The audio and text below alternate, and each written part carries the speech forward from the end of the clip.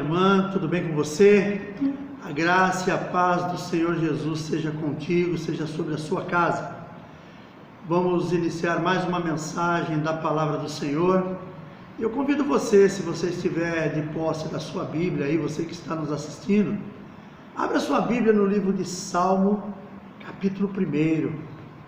Nós vamos meditar no livro de Salmo, capítulo 1. Tem uma palavra de Deus aqui para o seu coração. E eu creio que esta palavra há de trazer uma transformação para você. Eu creio que se você ouvir essa palavra com muita atenção, você vai entender que ela está falando contigo e que tem coisas novas para a sua vida. Amém, meu querido? Então vamos lá. Livro de Salmo, capítulo 1, nós vamos ler do verso 1 ao verso 6. E depois nós estaremos meditando sobre o que nós lemos. Amém? Diz assim a palavra do Senhor: Bem-aventurado o varão que não anda segundo o conselho dos ímpios, não se detém no caminho dos pecadores, nem se assenta na roda dos escarnecedores. Antes tem o seu prazer na lei do Senhor, e na sua lei medita de dia e de noite. Pois será como a árvore plantada junto a ribeiros de águas, a qual dá seu fruto na estação própria, cujas folhas não caem, e tudo quanto fizer prosperará. Não são assim os ímpios, mas são como a moinha que o vento espalha. Pelo que os ímpios não subsistirão no juízo, nem os pecadores na congregação dos justos. Porque o Senhor conhece o caminho dos justos, mas o caminho dos ímpios perecerá. Amém? Acompanhou comigo a leitura? Então vamos lá, vamos falar um pouquinho sobre essa situação, sobre isso que o Salmo 1 nos ensina. E eu queria dar um título para a nossa mensagem, para que você também medite até mesmo nesse título: Justo ou ímpio? Onde você se encaixa? Nós vamos fazer uma meditação, vamos discorrer sobre essa palavra, e ao final você vai fazer essa avaliação, que é o próprio título da mensagem: Justo ou ímpio? Onde você se encaixa? Pensa nisso. É muito importante você pensar nisso aí, porque nós estamos vivendo realmente o tempo do fim, não tem jeito. Por mais que a gente às vezes não queira entrar no mérito, porque a gente sabe que o mundo aí fora, ele não aceita que nós estamos vivendo o final dos tempos. A maioria do mundo vai dizer que o mundo acaba para quem morre. Eu escutei muito isso quando era jovem, quando falava que eu era crente, criado dentro da igreja. Que nada, isso é besteira, o negócio de salvação é bobagem, o mundo acaba para quem morre. Então era uma palavra, que é uma frase que eu ouvi muito na minha vida, e até hoje isso ainda é muito forte na vida do povo que vive distante do caminho do Senhor. Mas vamos ver um pouquinho sobre o que diz o Salmo 1. Vamos avaliar os seus 6 versículos, e dentro desses 6 versículos vamos falar alguma coisa sobre essa questão do ímpio e do justo. Nós vamos começar falando sobre o justo, mas primeiramente eu queria que você entendesse uma coisa. Este salmo ele descreve bem as características de ambos, do justo e do ímpio, mostrando os caminhos que trilham, as situações que enfrentam e o fim de cada um. Se você ler com bastante atenção e der uma avaliada, você vai ver que isso é o que esse salmo nos mostra. O verso 1, ele traz uma panorâmica deste tipo de pessoa. Primeiramente, o justo. Quando ele diz aqui: Bem-aventurado o varão que não anda segundo o conselho dos ímpios, não se detém no caminho dos pecadores, nem se assenta na roda dos escarnecedores. Estes são identificados, no caso o justo, pelos atos que praticam. Todo homem que é justo, ele é identificado pelo ato que pratica, e o injusto também. Mas a gente vai entrar numa mérito primeiramente aqui do justo, e vamos falar um pouquinho sobre isso, sobre os atos que eles praticam, sobre a vida que eles levam. Os locais que frequentam e pelas pessoas com quem convivem. Primeiramente, os atos que praticam. A gente sabe que o homem de bem, independente da fé, ele tem que praticar coisas boas. Mas o ímpio, principalmente, ele tem que ser uma pessoa, ele tem que ser um exemplo onde ele estiver. Muitas vezes se cobra muito do irmão crente, da pessoa que é servo de Deus, porque quando você faz algum julgamento de alguma coisa no mundo, lá fora, se coloca normalmente o crente como sendo a pessoa que aquilo não pode acontecer com ela. É muito comum. Muitas vezes eu ouvi de amigos de trabalho, quando às vezes a gente perde um pouco a paciência. Eu trabalhava na obra, na construção civil, como eu sempre falo, eu sou técnico de engenharia, e tive durante muitos anos da minha vida cargo de confiança numa das empresas que eu trabalhei, e às vezes por alguma situação você se irrita e você fala algumas coisas que não é comum você falar. Então algumas pessoas que me viam perder a paciência às vezes em alguns momentos diziam assim: olha, um servo do Senhor falando assim, que eles pensam que nós temos que ser imunes a esse tipo de coisa, não somos. Então nós temos que tomar cuidado, com certeza, com o que falamos, temos que gerenciar muito bem a nossa palavra, mas nós sabemos que como seres humanos nós somos falhos. Em muitos momentos nós vamos perder a paciência, vamos falar até mesmo coisas que não devemos, mas isso aí precisa haver um cuidado da nossa parte, porque o justo, ele é classificado assim, quer queira, quer não, ele é classificado pelas suas atitudes, pela maneira como ele age. Então nós precisamos realmente corrigir muitas coisas que acontecem às vezes conosco, e precisamos gerenciar muito bem o que falamos, principalmente. Uma outra situação que fala aqui, pelos locais que frequentam e pelas pessoas com quem convivem. Eu queria fazer uma observação: locais que frequentam e locais que habitam. Uma coisa é diferente da outra, porque você às vezes pode morar e habitar num lugar que no meio, você mora numa comunidade, você vive no meio de pessoas que são envolvidas às vezes com tráfico, envolvidos com prostituição, mas você não precisa viver aquilo. Você está naquele lugar por uma questão de necessidade, porque às vezes você foi morar ali, comprou uma propriedadezinha e está morando ali, não paga um aluguel, você tem que morar ali, você não tem condições de morar em outro canto. Mas não é porque você mora naquele lugar que você tem que ter as mesmas práticas de outras pessoas. Tem uma frase no mundo que eu acho até engraçada, um amigo meu falava muito isso aí: já que você está no inferno, abraça o capeta. Não, de jeito nenhum, não tem que abraçar ninguém. Nós temos que lembrar do capeta sempre aliado a coronavírus, distanciamento. Procurar viver distante dele, como nós estamos vivendo hoje, esse momento de distanciamento. Temos que continuar vivendo a nossa vida com relação a Satanás, isso, distanciamento dele, longe dele, porque ele não tem nada de bom para nós. Agora, quando você mora num lugar, que às vezes aquele lugar onde você mora tem um problema desse, você mora numa comunidade, infelizmente, nosso Brasil tem muitos lugares assim, mas não quer dizer que porque você vive ali, você tem que conviver com aquilo. Você pode ter aquilo ali à sua volta, mas você não vai fazer parte. Então, mesmo nos lugares mais humildes dessa nação, você, meu irmão, você, minha irmã, que é um justo, você tem que tomar esse cuidado de não estar envolvido com esse tipo de situação, com esse tipo de coisa. Não é porque nós moramos numa área de comunidade que eu tenho que fazer parte do tráfico, eu tenho que fazer parte de prostituição, que eu tenho que fazer parte de balada gay, de balada de funk. Nada disso. Eu não preciso participar de nada disso. Se você mora num lugar, por exemplo, eu me lembro de um senhor que trabalhou comigo há muitos anos atrás. Ele morava ali em Santos, no centro da cidade, na rua João Pessoa, mas lá no fundão, lá perto onde tem já as áreas de prostituição, que era muito forte no passado, hoje acabou muito aquilo ali. Mas nem porque ele morava ali, ele tinha que estar envolvido com aquilo. Ele morava ali porque era uma condição dele, era o que ele podia pagar de aluguel naquele momento, ou porque era perto do trabalho dele, ele resolveu facilitar as coisas, mas ele vivia num lugar que realmente tinha problema com prostituição, com drogas, com muitas outras coisas, mas nem por isso ele vivia envolvido com aquilo. Então, o justo, ele é conhecido porque independente do lugar onde ele esteja, ele não se envolve com coisa errada. E também pela questão de pessoas com quem você convive. Nós temos que conviver bem com todas as pessoas. O nosso Deus é um Deus que não faz acepção.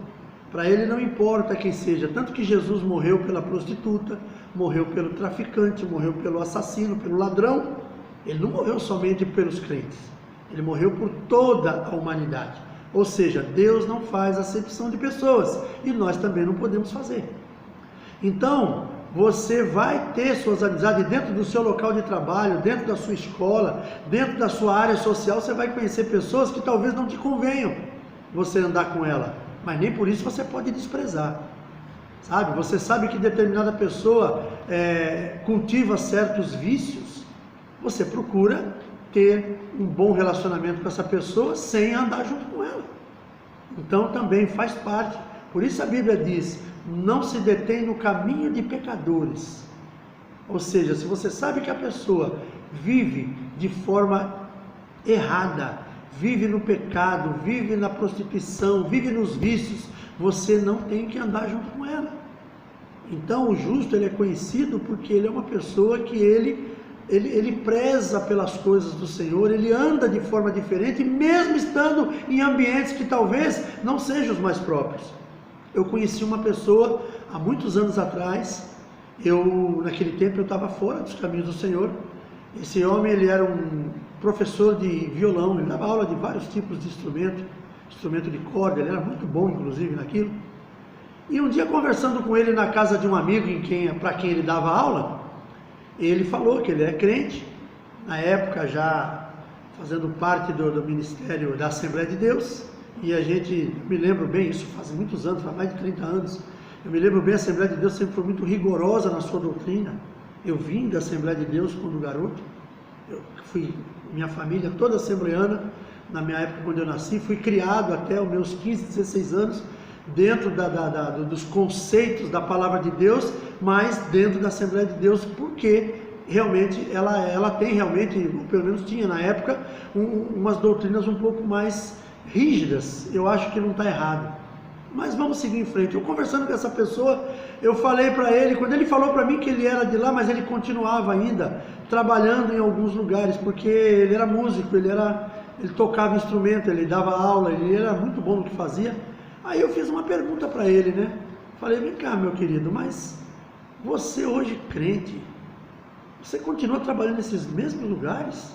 Não está um negócio meio fora de foco aí? Ele falou assim para mim: Milton, infelizmente, a única coisa que eu sei fazer é tocar. É um dom que Deus me deu. Mas eu estou orando a Deus e Deus há de preparar um lugar para mim. Ele tocava em 2 clubes noturnos, em 2 clubes mesmo, daquele de lotar mesmo, de todo tipo de gente ali dentro, em 2 áreas em Santos, uma no Gonzaga e a outra lá próximo do centro da cidade, que era uma área mais pesada. E esse cidadão que eu conheci, eu não conheci ele na época, no passado, mas ele falou que ele era consumidor de droga, bebia. Ele era do tipo que muitas vezes o dinheiro que ele ganhava numa noite, que dava para ele resolver todos os problemas financeiros dele dentro da casa dele, ele gastava do mesmo jeito. Da mesma forma que ele ganhou, ele gastava naquele mesmo lugar, com droga, com prostituição. E nessa época ele estava livre disso, mas ele continuava vivendo no mesmo lugar, continuava trabalhando, fazendo a mesma coisa e nos mesmos lugares, mas ele sabia que ele não era mais aquela pessoa do passado, então ele caminhava de uma maneira diferente. E eu me lembro que ele falou assim para mim: Deus há de preparar um lugar para me tirar de onde eu estou. Alguns meses depois, não sei quanto tempo depois, eu o encontrei novamente. E aí eu fui saber, ele tinha sido eleito presidente da Ordem dos Músicos aqui na Baixada Santista. Eu não sei se é o presidente geral ou se era um assessor da presidência. Quer dizer, aquilo ali gerou um custo, um valor para ele de salário, que ele já não precisava mais trabalhar onde ele estava, e ele largou o local que ele estava. Ele falou para mim, não, agora não estou mais naquele lugar, agora eu estou cuidando das aulas que eu dou, que eu tenho vários alunos aqui, eu dou aula, e estou na presidência da Ordem dos Músicos do Brasil. Então, para mim, agora já ficou muito melhor. Lembra que eu falei para você que Deus havia de me tirar daquele lugar? E Deus o tirou dali. E quando foi mais algum tempo depois, eu encontrei uma pessoa que também conhecia ele, que sabia da história dele, e perguntei dele. Quando perguntei, falaram assim para mim: ah, ele está muito bem agora. Como assim? Ele falou: ele está trabalhando num transatlântico, ele é músico, ele está nesse transatlântico, a única coisa que ele faz é tocar no chá das senhoras, toda tarde e toda manhã no café. Ele faz música ao vivo, está ganhando bem, tá bom, tá muito bem. Ele passa 4, 5 meses lá, depois passa mais 2 meses aqui fora, passa mais 4, 5 meses no navio e volta para cá. E eu vi o que Deus fez na vida daquele homem. E depois, uma outra vez, quando eu encontrei uma outra pessoa, aí eu soube que ele estava melhor ainda. Foi para a glória. Ele era bem senhor, não tinha problema de saúde, pelo que eu sei, mas talvez Deus o recolheu porque chegou o tempo dele. E foi uma coisa muito interessante quando eu fiz essa comparação, quando eu fui vendo essa palavra aqui e lembrando desse homem. Lembrando que a gente pode, talvez você que está me ouvindo agora, se talvez você não tenha vida com Deus ainda, mas você tem essa oportunidade de mudar. Amém, queridos? Então, eu quero deixar para nós também o seguinte: ninguém pode usufruir das bênçãos de Deus sem evitar as práticas pecaminosas impostas pelo mundo. Muitas vezes você está no lugar, como eu falei, por uma questão de necessidade. Ore a Deus, Deus há de te tirar daquele lugar, você vai sair dali. Não pense que você vai ficar ali até o fim da tua vida. Deus pode mudar, mas depende também do teu coração. Você tem que buscar isso aí, tem que haver uma busca. Se você se conformar, não tem jeito. E depois no verso 2 diz assim: antes tem o seu prazer na lei do Senhor, e na sua lei medita de dia e de noite. Verso 2 mostra a fórmula para uma vida plena, edificada pela instrução da palavra. Quando nós somos instruídos na palavra de Deus, é o maior instrumento de Deus para as nossas vidas, é a sua palavra. Então, quando nós somos instruídos, aceitamos a instrução da palavra de Deus, seguimos os mandamentos que o Senhor deixou, nós vamos ter plenitude nessa terra. É muito importante nós entendermos isso. E o verso 3 que diz: pois será como a árvore plantada junto a ribeiros de águas. Quando a Bíblia fala de água, ela fala sobre o Espírito Santo. Pensa numa pessoa cheia do Espírito Santo, uma pessoa que vive debaixo da graça do Pai. E diz também aqui: a qual dá seu fruto na estação própria. Quando fala em fruto, fala em provisão. Na estação própria, ou seja, nunca há de te faltar nada. Deus há de suprir todas as suas necessidades. E diz também: cujas folhas não caem, você será livre da morte, meu irmão. Quando eu falo aqui as folhas não caem, eu estou fazendo apenas uma conjectura com a morte. Quer dizer, você não terá perdas. Quando eu falo perdas, não quer dizer que nós não vamos morrer um dia, nós vamos. Mas você vai ter uma vida plena, uma vida sem sofrimento, uma vida que o sofrimento que você terá será um sofrimento humano que você pode resistir, porque Deus não vai dar mais do que você tem condições de resistir. E o dia que Ele resolver te chamar, é o teu tempo que chegou. Nós vemos aí muitas pessoas magoadas com Deus. Eu tenho uma pessoa aqui que era membro da nossa igreja, ficou magoada com Deus quando perdeu um ente querido, saiu da igreja. Queridos, essas coisas vão acontecer, nós não vamos viver aqui para semente. Nós estamos aqui numa passagem.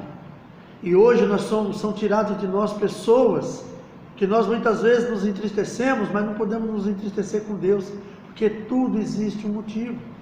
Chegou o tempo daquela pessoa, chegou o tempo da renovação, então vamos seguir em frente. Você vai sofrer no início, você vai sentir a falta, a perda, mas daqui a pouco você volta ao normal. Nós não podemos culpar a Deus por essas coisas, porque isso é um ciclo normal da vida. É um ciclo normal da vida, não vai mudar. Enquanto nós estivermos vivendo aqui, será assim. Eu me lembro de uma pessoa da minha família, que por causa da perda de um filho, essa pessoa praticamente morreu junto. Passou o resto da sua vida Acho que culpando a Deus, não é possível. Só pode ser isso. Passou o resto da sua vida culpando a Deus por algo que ele simplesmente não fez. Ele apenas manteve o ciclo normal da vida. Uma pessoa que ficou enferma, acabou, tudo bem, morreu muito nova. Mas será que, qual o propósito de Deus naquilo ali? Tem que saber o que houve. Nós temos que parar de perguntar por quê e perguntar para quê, quando conversarmos com Deus. Então, queridos, é muito importante que nós entendamos isso. E o verso 3, como eu falei, pois será como uma árvore plantada junto ao ribeiro de águas, dá seu fruto na estação própria, cujas folhas não caem, e tanto quanto fizer, prosperará. O verso 3, ele mostra a recompensa que será alcançada pelo justo. Nós seremos recompensados por tudo aquilo que nós fazemos. Aí nós temos também uma fala sobre o ímpio. No verso 4 diz assim: não são assim os ímpios, mas são como a moinha que o vento espalha. O verso 4 descreve como ele fica, como a palha. A moinha que está dizendo aqui é palha. E a palha é algo que já teve vida e que hoje está seco e largado ao vento. Essa pessoa, por exemplo, que é o ímpio, ele tem condições.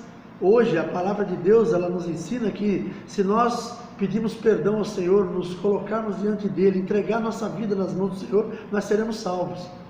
E a palha aqui, que a Bíblia cita, é uma citação poética, como a palha que o vento, como a moinha que o vento espalha, é uma citação poética, mas nós sabemos que o homem também fica assim, quando ele perde o contato com Deus. Mas nós sabemos também que se o homem quiser, ele poderá ser restaurado. Então fica para você que está me ouvindo agora, meu irmão, a condição. Você pode, se você se sente assim, como a palha que o vento faz sair voando, uma coisa seca que um dia já teve vida, pensa que Deus pode restaurar você. Então é muito importante você entender isso. No verso 5 diz: pelo que os ímpios não subsistirão no juízo, nem os pecadores na congregação dos justos. Ela fala de punição. O verso 5 fala de punição. Não subsistirão no juízo. Ou seja, não vão para outro lugar diferente do local do justo.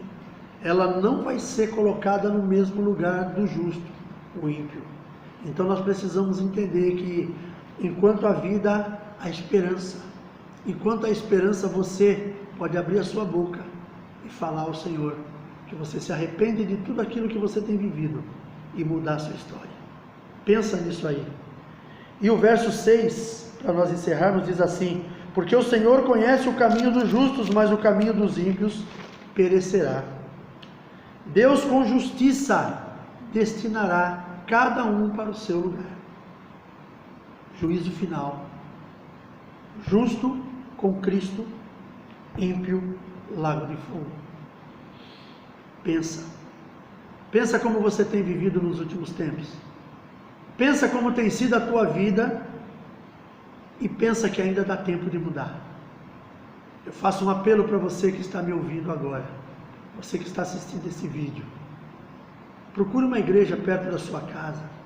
Faça algo em favor de você mesmo.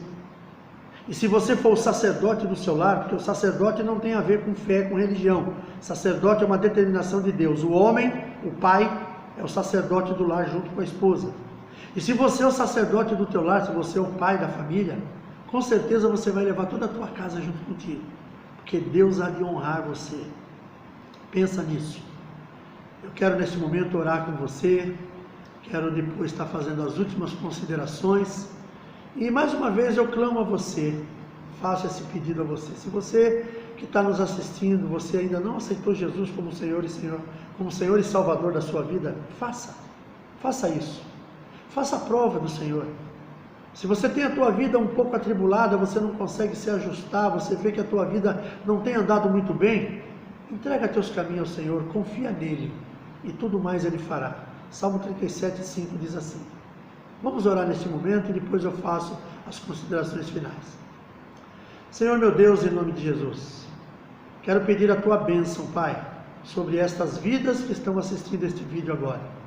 Abençoa, Senhor, Que o teu Santo Espírito possa tocar no coração de cada um deles, fazê-los confessar Jesus como Senhor e Salvador, convencê-los do pecado, da justiça e do juízo.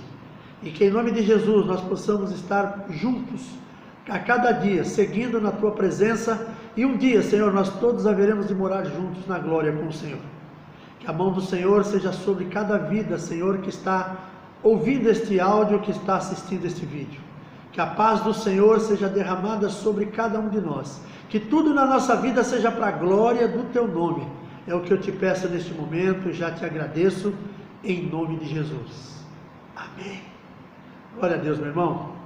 Agora, o pedido final para você, aquele de sempre.